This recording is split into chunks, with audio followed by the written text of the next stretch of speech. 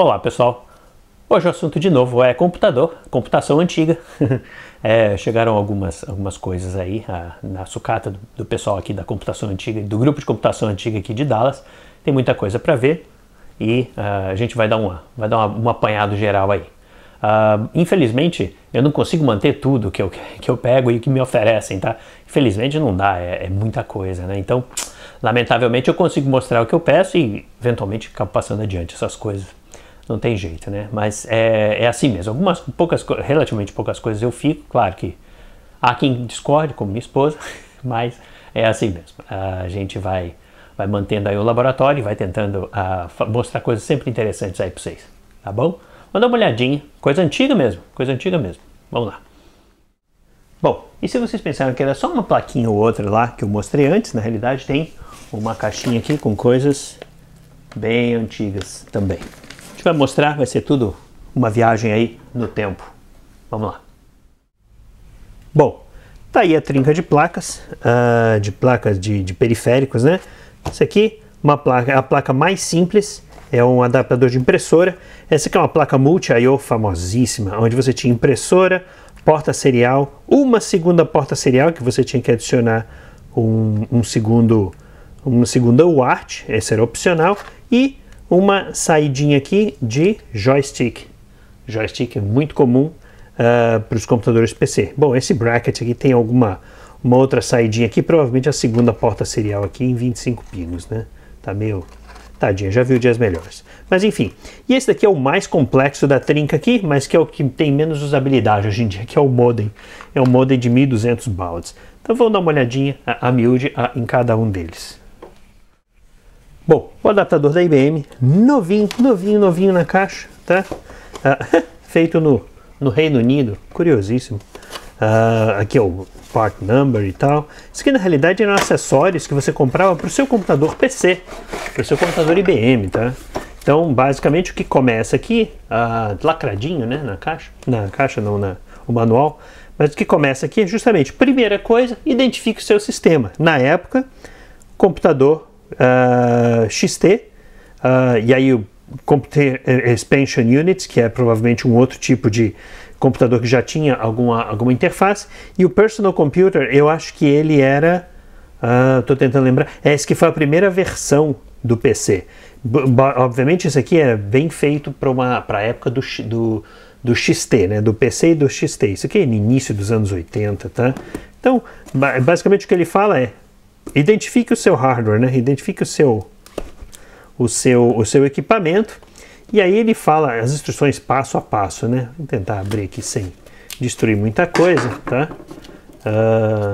Basicamente é pela primeira vez na TV, né?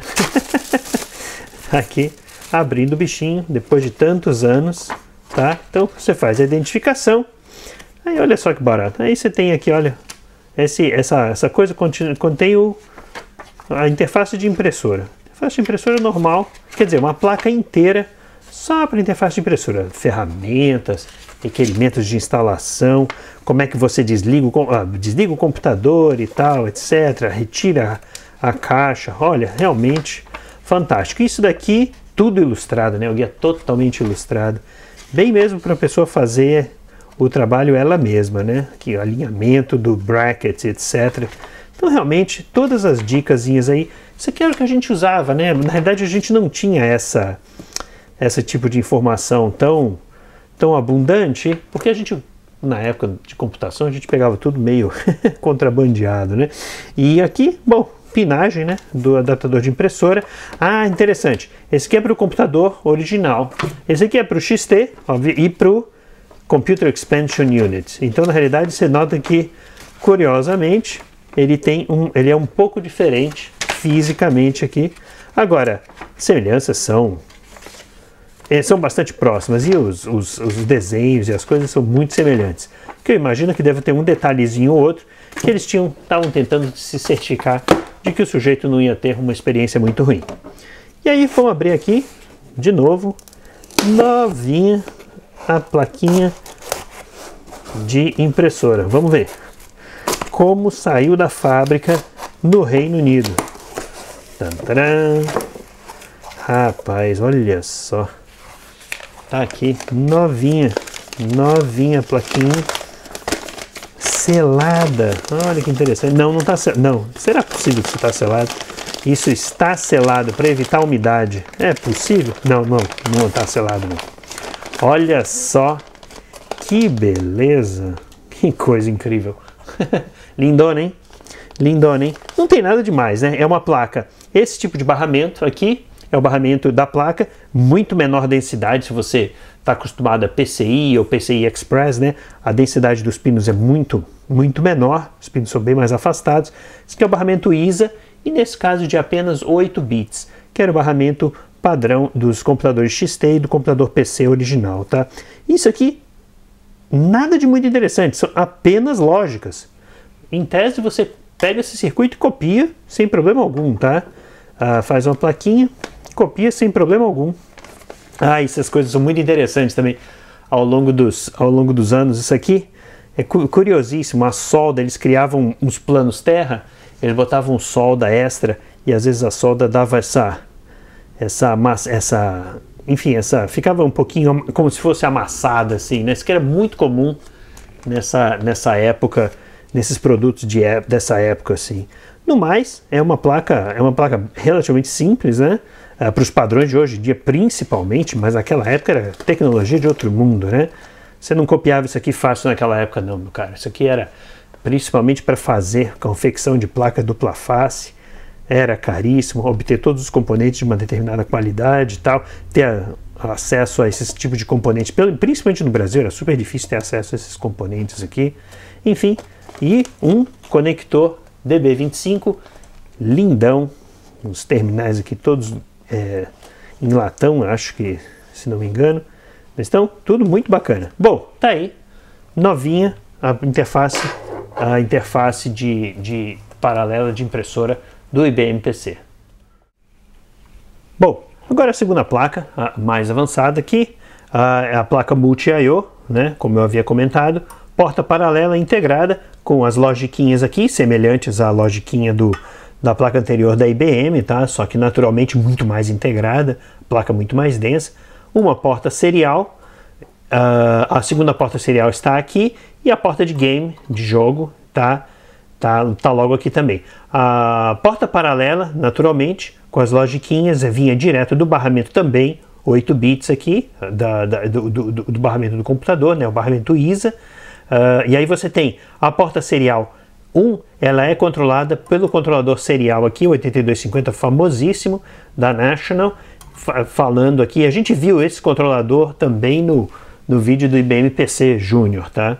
Então, esse controlador aqui é muito comum para a época e era fixo na placa. O segundo opcional, você pode espetar um segundo 8250, mais 2 componentes aqui e a porta serial normal. E o Game Controller, né, o controlador de jogo, de joystick. Joystick, na realidade, dessa época, eram 2 potenciômetros, para o eixo X e para o eixo Y. Diferente dos controladores, por exemplo, da Atari, que eram botões. Que era o computador da Atari, do Odyssey, do Intellivision, né, da Mattel, do Coleco e tal, eles eram botões. O controlador no PC, ele eram 2 potenciômetros. Então você tinha que fazer a conversão digital analógica por um carinha aqui. Em geral era esse cara aqui, 1488, se não me engano, que era o cara que fazia a conversão analógico digital. E obviamente uma vez que você fizesse essa conversão, você mandava os dados direto para o PC. Uma outra função, a quarta função que essa placa fazia, é que o típico PC XT da época não tinha relógio em tempo real na placa. Então esse aqui tem uma pilha de 3 volts aqui, essa pilha original, nem sei se está, obviamente não deve estar funcionando, mas o controlador, o relógio em tempo real, era feito por esse cara aqui, 58167, alimentado a bateria, e aí ele efetivamente jogava os dados diretamente na interface do PC XT, né, do PC normal. Agora, típico para a época é você ter esses jumpers, tá? Então você fazia a configuração das funções pelos jumpers e você não tinha necessariamente um configurador eletrônico, tipo uma BIOS ou uma coisa assim. Tudo era feito pelo hardware. Esses straps aqui, eu esqueci agora quais são as funções detalhadas, Mas esses straps aqui, se não me engano, configuram diversas funções da placa, como presença da porta serial 2, baud rate, tipos de detecção da porta serial, como se fosse flow control e etc. Tudo isso você configurava pelos straps, tá? E alguns dessas deep switches, você configurava o endereço da placa no barramento, porque a placa no barramento ela tinha um endereço específico que você tinha que efetivamente controlar aqui pelos jumpers. E em geral, essas placas, pelo menos no Brasil na época, não tinham manual. Era super difícil. Ou você tinha a coisa escrita no silkscreen da placa, ou então você estava perdido. Você tinha que ficar experimentando até fazer a coisa toda funcionar. Era uma lástima. Mas, enfim, no geral, no cômputo geral, isso aí basicamente é o típico de placa padrão que a gente tinha na época. E do outro lado aqui tá a plaquinha aqui. Felizmente, hoje em dia com a internet, né? Esse é o tipo de placa genérica feita em Taiwan. Taiwan fazia muita coisa nessa época, né? Republic of China, República da China. Felizmente com a internet hoje em dia, você consegue achar o manual desses caras aqui. Essa placa veio sem manual, mas DIO 200 Rev A. Então essa placa aqui, você consegue encontrar o manual dessa bichinha sem problemas. E é bastante interessante ver o quão, digamos assim, o quão próximo do hardware você tinha que conhecer. Você tinha que conhecer muito do hardware para poder configurar seu computador. É isso aí, vamos para a próxima. Bom, agora está aí a placa mais complexa do conjunto, que é o modem. Esse é um modem de 1200 bps, bits por segundo. Está aqui Omnitel T1200 Rev B, revisão B, tá? Traço PC2 revisão B. Para isso aqui, eu consegui também achar o manual desse cara aqui. Modems em geral eram mais fáceis de achar manual, porque em geral você raramente comprava uma placa genérica. O modem era uma coisa muito sofisticada nessa época, principalmente nessa época aqui, para você comprar algo tão genérico assim. Você precisava de muito mais, experiência enfim, e taco para desenvolver um modem em relação a uma plaquinha daquela simples multisserial, tá? Então essa placa aqui já tinha, digamos assim, um certo pedigree, né? E ela, obviamente, como todos os componentes de modem, né? Você tem as entradas aqui de entrada de modem, esse aqui normalmente é a saída para o telefone da sua casa. Então você entrava com a linha telefônica aqui e a saída com o modem da sua casa. O modem não, com o telefone da sua casa, para você não perder uma tomada de telefone. E naturalmente aqui os vermelhinhos aqui, muito bacanas. Provavelmente na câmera vai dar para ver, não tenho certeza, mas eles são todos varistores, justamente para proteção contra raios e outras coisas. Proteção de 3 kV, então baita proteção aqui. E essa é a parte inicial, a parte original da híbrida, né, que é o que chamam de híbrida, né, com uma ponte de retificador aqui, um isolador aqui 4N35 típico, baita de um capacitor block aqui, e o transformador isolador, que fazia a conversão de impedâncias da saída analógica do modem até a entrada até a tomada telefônica, né, digamos assim, tá? E aí, obviamente, tinha detecção do ring, né, detecção do telefone, né, do telefone chamando, né, da campainha, né? Em geral era feito através do optoisolador. O optoisolador, o sinal vinha e o optoisolador jogava para cima o sinal. E aqui é um pequeno relézinho da Clair, da General Instruments Clair. Esse tipo de relézinho é muito comum também, justamente quando você tem, justamente para você chavear a linha ou desconectar a linha e também fazer a descagem. Porque a descagem nesse tipo de modem, ela não é feita por tom, como a gente conhece, o bi, bo, bo, bo. Não, ela é feita por pulsos. Ele conecta e desconecta a linha, e aí a central detectava essas conexões e desconexões justamente na cadência, né, para você poder detectar os números que você estava discando e etc. Então, obviamente, e aí que a gente vai andando no circuito, né? Bom, em grande evidência aqui, o alto-falantezinho, o buzzer, né? Para fazer justamente era o alto-falante da coisa toda. Esses carinhas aqui, bonitos, amplificadores operacionais quádruplos da XR, é o XR4741. Com esse nome dá para desconfiar, né? É um amplificador quádruplo 741, né? Então, o 4741 CP tem um embaixo desse cara aqui, grandes capacitores, pequenos capacitores da Block aqui da Thomson, da SGS Thomson, mais um carinha aqui da XR, se não me engano isso aqui é um amplificadorzinho também, tem um grande XR aqui, gigantão aqui. Esse 2123 aqui é um modulador e demodulador PSK, esse aqui é o coração do modem, basicamente a tratativa de processamento de sinais é feita aqui. O modem 1200 bps ele é feito com PSK, chaveamento por modulação de pulso, tá? De fase, digo.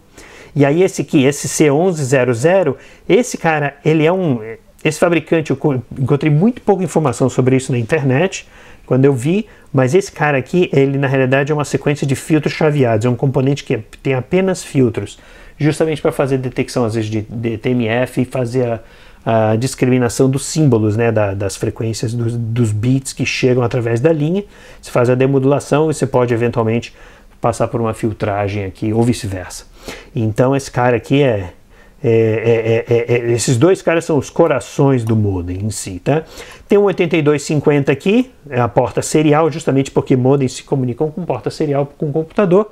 Então esse aqui é a mesma figurinha das outras portas seriais. Aqui estão os straps de configuração, tá? Os straps de configuração, e do lado aqui tem o volume, o controle de volume, linha e telefone, e o coração do bichinho aqui, quem fala mesmo com o computador, é esse cara aqui, que está embaixo dessa etiqueta.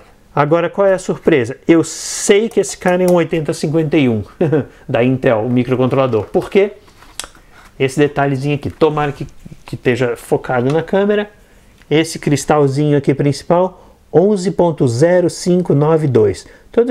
Toda vez que você vê um cristalzinho desse, 11.0592 MHz, você sabe que é um 8051, porque os 8051s rodavam no máximo 12 MHz, e essa frequência 11.0592, ela tem uma divisão exata para velocidade do modem, de 1200, 2400, 9600, etc. Então é um número exato de divisões. Então o processador ele roda em um clock idêntico, ou pelo menos compatível com a porta serial, a velocidade da porta serial. Então, basicamente, toda vez que você vê esse cara aqui envolvido com alguma coisa em porta serial, pode contar que esse cara é um 8051.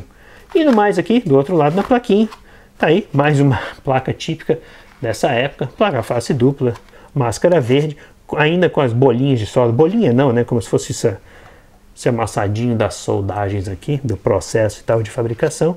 E é isso aí. Basicamente, esse é o nosso modem Omnitel de 1200 bps. Bom, agora a coisa fica séria, né?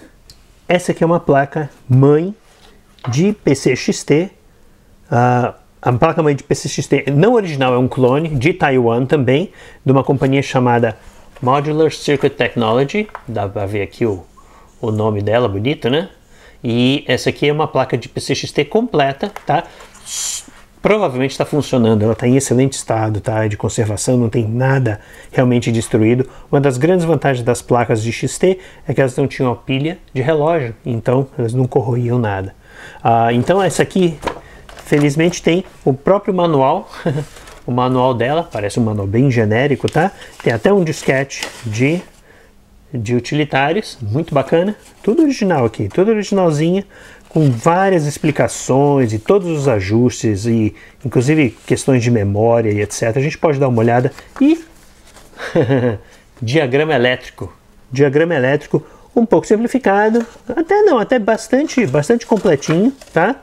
E excepcional para vasculhar a placa e fazer qualquer diagnóstico, qualquer conserto, caso seja necessário.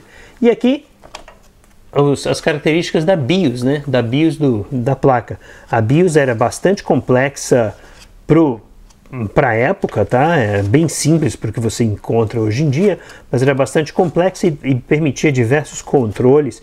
No caso uma das diferenciais, por exemplo, dos produtos na época de Taiwan, é que eles estavam tentando diferenciar os produtos deles. Então eles sempre tinham algumas coisas, algum temperinho extra na BIOS deles, tá? Isso perdurou durante boa parte da indústria do PC aí. E na realidade até hoje, né, as placas bacanas mesmo são todas não são de grandes fabricantes, são as placas dos independentes, né? Mas tá aí, circuitão completo em evidência aqui, os slots, as memórias EEPROM aqui, de BIOS, e pela quantidade pode até ter BASIC aqui incorporado, tá? Aqui estão alguns chips, aliás, todos os circuitos integrados estão em socket, que é absolutamente fantástico, para você fazer trocas é excepcional. Então, estão aqui os circuitos de auxílio, a gente viu uma boa parte desses circuitos auxiliares, circuitos integrados auxiliares no vídeo do PC Júnior, tá? Eu posso botar o link aí. De novo, outros straps, o processador principal, 8088, e aqui o coprocessador 8087, o lugarzinho para ele para fazer matemática, né, operações matemáticas, a tomada de energia da fonte padrão AT, não ATX, não essas fontes comuns que a gente vê hoje, padrão AT, e obviamente aqui tem umas logiquinhas, e obviamente aqui o mar de memórias. Isso aqui é memória RAM. Na realidade, você comprava os circuitos integrados individuais e plugava eles aqui para você fazer a sua memória RAM. Muito provavelmente esse aqui deve estar, como está cheio, é possível que ele esteja com 640K regulamentares que o BMPC-XT conseguia acessar. Tá aí, então a placa aqui, o diagrama geral. Deixa eu dar uma aproximada e aí a gente vai ver os detalhezinhos a miúde.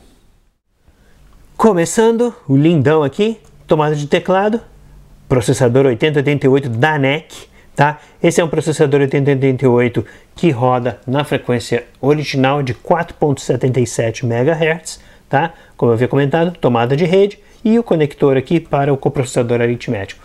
E uma série de circuitinhos aqui auxiliares, tudo soquetado, que beleza.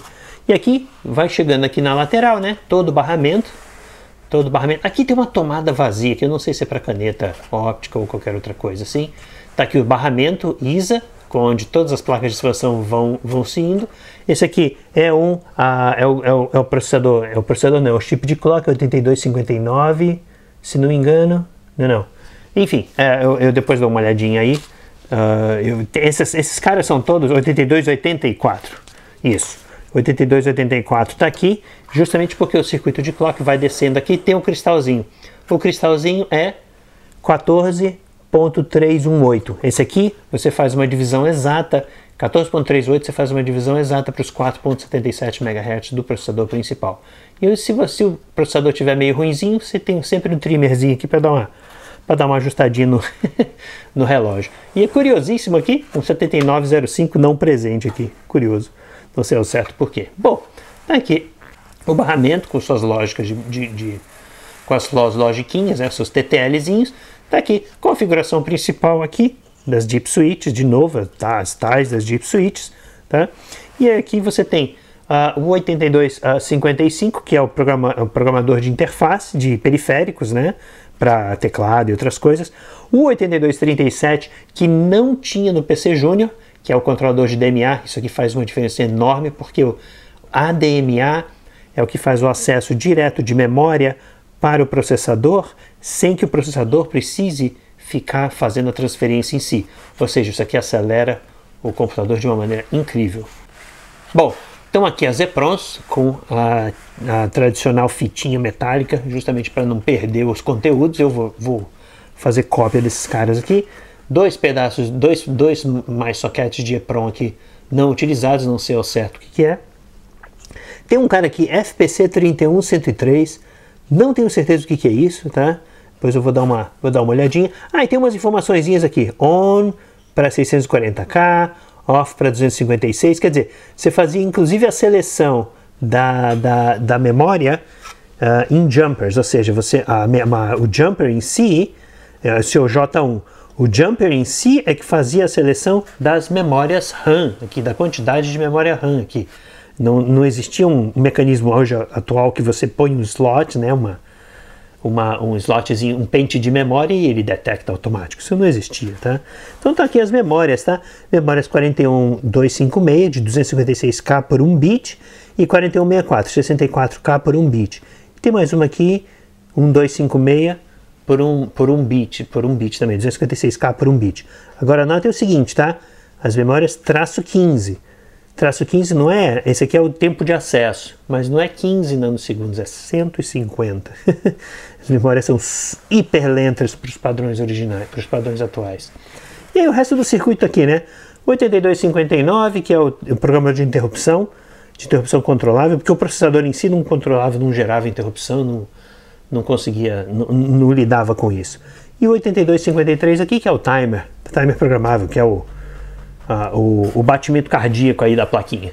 Então tá aí, plaquinha aí, e aí uma série de logiquinhas também de passagem, os seus capacitores de desacoplamento e etc. Enfim, tá aí a plaquinha da Modular Circuit Technology, MCT-XTMB. Isso aí, joia, operando a 4.77 como o design original da IBM. Bom, agora não tem manual, também uma placa de BMPC XT, só que também de um OEM de Taiwan chamado DTK, bastante famosa também, e a organização geral é semelhante à placa da MCT, só que, e aí obviamente tem, enfim, o arranjo, você nota que o arranjo é mais ou menos o mesmo, memória nesse canto, EPROMs aqui no meio, se bem que essa aqui tem bem menos EPROMs do que a outra placa, os controladores estão aqui, isso aqui é 8255, 8237 está aqui, aí a diferença, como não tem as EPROMs, o timer e a PIO estão aqui embaixo, já curiosa, versões CMOS desses componentes, tá? As outras eram NMOS, então essa placa mais nova, apesar de ser lá dos meados dos anos 80, tá? Aqui, olha, 82, não, isso aqui é, deixa eu ver aqui se eu consigo capturar ó, 87, tá? Então, mais por meados para o final, 1987. Processadorzão aqui, curiosíssimo processador da Siemens, tá? Também tudo fabricado sob licença. Mesma organização geral da placa, né? Com as logiquinhas aqui, uma série de outros parangolés, os barramentos aqui. Então, essa placa, eu tenho até duas dela, tá? De repente, de duas faz uma, né? Essa aqui, obviamente, os componentes estão soldados, exceção das memórias, porque as memórias você tinha que fazer o upgrade, né? Dependendo do que você precisasse.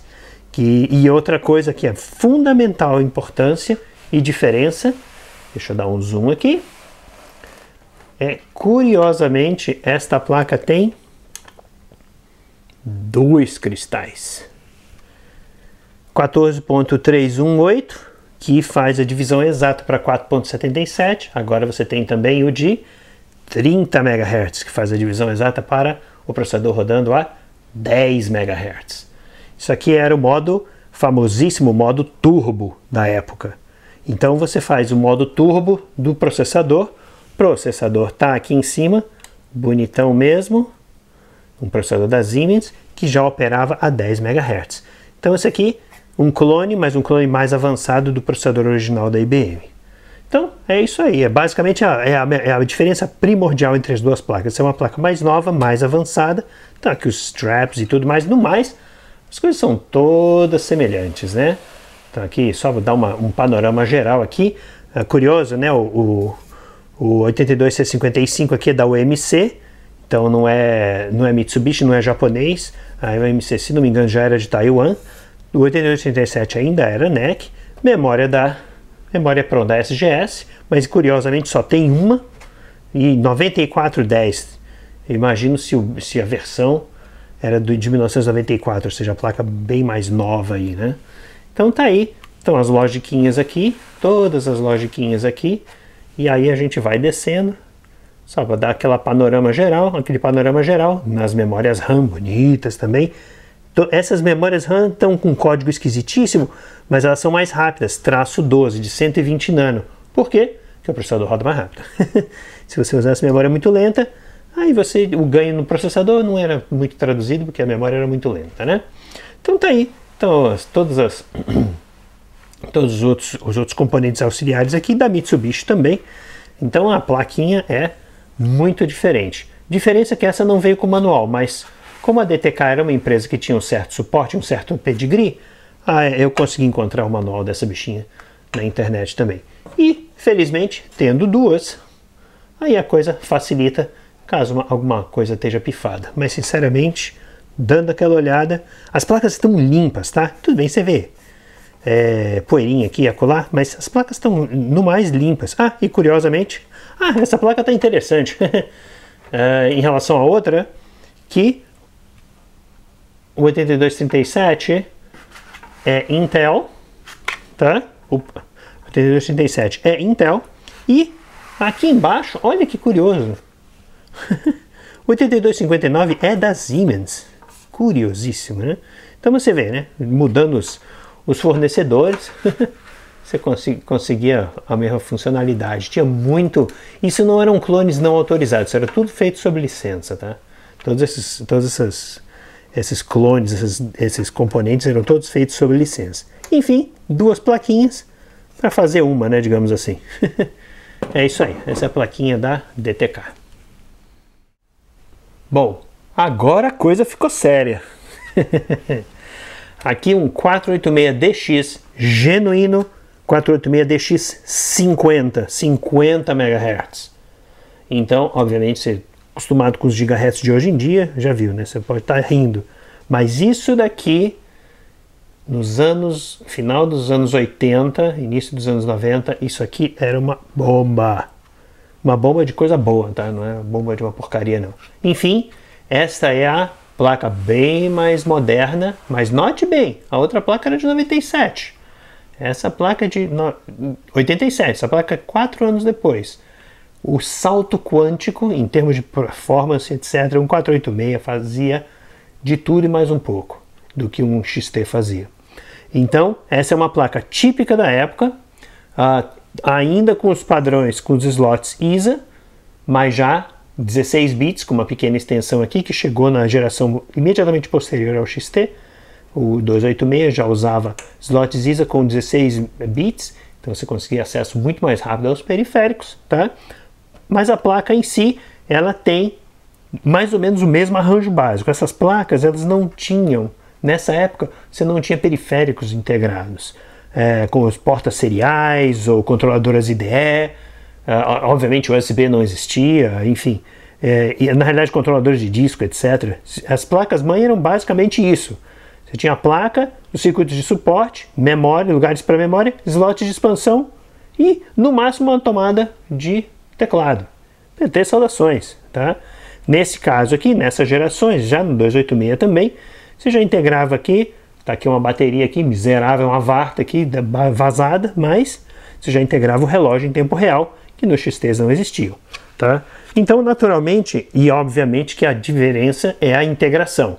Dá para notar muito bem, você tem grandes TQFPs aqui, o processador em si é muito mais impressionante, né? Em cerâmica, encapsulamento cerâmico, e aqui o socket para um coprocessador aritmético de uma outra companhia chamada Waytec. O Intel 486DX, ele possuía coprocessador aritmético dentro do processador, já dentro do seu processador.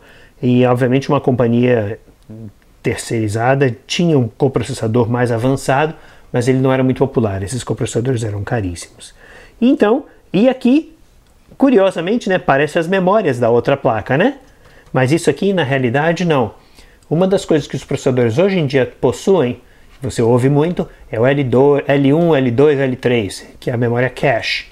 Nessa época, o processador não tinha memória interna, ele na realidade tinha uma cache muito pequenininha, mas microscópica dentro do processador, eram unidades registradoras e tal. O cache em si ficava do lado de fora do equipamento, da processador. E isso daqui, na realidade, eram caches ultra rápidos considerados à época e era extremamente crítico. Era muito comum você comprar placas-mãe nessa época e você tinha que ter a memória cache, comprar os chips de RAM que eram muito casados do ponto de vista de compatibilidade com o processador e com a placa-mãe, porque tinha muito problema de compatibilidade. E esses problemas de compatibilidade sempre só se manifestavam do ponto de vista de uma tela azul, né? Na realidade não existia tela azul. Bom, existia assim já. Tela azul lá nos Windows 3.11 e tal. Já existia isso. Não, a tela azul não era no Windows 3.11. Era no NT e tal. Enfim. o computador travava. Basicamente era isso. E aqui, visão geral, naturalmente, controlador de teclado ainda era um componente discreto, tá? Mas o resto aqui, controladores de memória, periféricos e timers, etc., eram todos feitos nessas grandes TQFPs aqui. Aqui está o código da placa, 486 50 MHz, 256K de cache, que era o que compunha isso aqui. Está aqui o circuito de cristal, está aqui no cantinho. E aqui já o conceito de sockets de memória. Aí você tinha as memoriazinhas, os pentezinhos SIM. Isso aqui começou a ser popularizado nos tempos do 286, alguns anos antes, mas eram SIP, eram com pinos. E aí no tempos do 386 eles fizeram placas em slot, placazinhas de memória em slot, para você poder encaixar aqui. E aqui em cima, a MI, famosa até hoje por BIOS. Essa aqui é a BIOS do sistema, a BIOS do sistema. Então, vamos dar uma olhadinha aí mais a miúde nos componentes. Bom, naturalmente aí o processador, tá? Esse processador DX50 era o processador que rodava mais rápido de toda a gama dessa época, porque o 486 DX66 ele usava 33 MHz de frequência de frontside bus. Esse cara usava os 50 MHz direto. Enfim, era um detalhe técnico que pouca gente conhecia na época. Então aqui as memórias cache. As memórias cache traço 25. Esse aqui é traço 25 nanosegundos, ou seja, você nota bem mais rápido do que as memórias do outro computador, que eram 150, 120 nanosegundos, justamente porque essas memórias precisavam ser extremamente rápidas. E naturalmente, configuração aqui, como tudo, né, com jumpers. Então, aqui os códigos dos jumpers, felizmente o fabricante foi bacana e botou as configurações dos jumpers aqui, dependendo da quantidade de memória que você possuía. Aí, andando um pouquinho mais aqui para o lado, como eu havia comentado, o controlador de teclado. Esse controlador de teclado ficou, estranhamente, ele era discreto por muitas gerações de computadores. Não sei ao certo qual era a razão. Então aqui, chipsets da Silicon Systems, eu acho, Silicon Integrated Systems, eu acho que era o nome da companhia. A SIS era uma companhia muito famosa de chipsets de Taiwan nessa época, tá? Então era realmente bem famosa, e uma eventual logiquinha aqui perdida num canto ou no outro, justamente porque nem tudo, os chipsets e o processador nem sempre conseguiu fazer absolutamente tudo certinho. Baita do cristalzão de 50 MHz aqui, tá? Com toda a circuitaria de clock. Eu esqueci se é o Signetics, eu acho que é o Signetics que faz o circuitinho de clock ou não. É um F74, exatamente, o F74 é o inversor, então ele faz o oscilador do clock, tá? E curiosamente também aqui, para a seleção do processador, ou seja, nem o processador era automaticamente selecionado, era automaticamente detectado, dependendo do processador que você tivesse na sua placa, você tinha que fazer o strap apropriado nos jumpers da placa. Isso aqui era uma arte, tá? Sem o manual você estava perdido sem essas coisas, tá? E via de regra você esquecia onde é que o manual foi e tal, era bem complicado. Então aqui os SIMs, os pentes de memória, normalmente o 486 aceitava pentes de memória de até 4 megabytes por pente. Então esse aqui compunha aí 32 megabytes no total, mas isso era ostentação, tá? Nessa época era ostentação ter esse bando de memória, realmente era bem difícil.